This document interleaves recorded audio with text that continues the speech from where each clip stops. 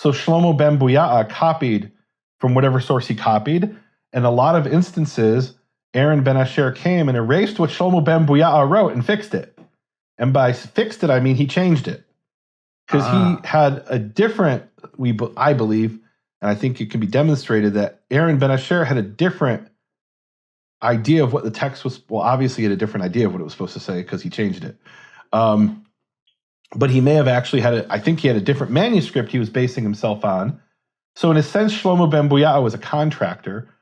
You could call him a subcontractor who came along and wrote the consonants, and Aaron ben Asher came along and wrote the vowels, the accents, the large Masorah and the small Masorah, and he proofread it and made corrections to the consonantal text.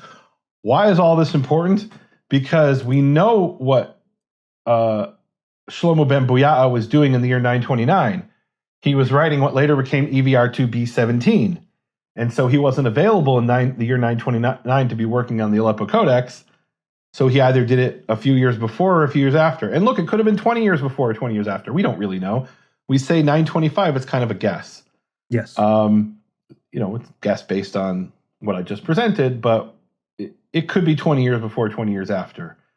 You could see a podcast that Nehemia did in the year 2023 and say, so this other thing Nehemia must have done 5 years earlier, or maybe it was 20. I've been doing stuff since the 90s, right? So that's a long time.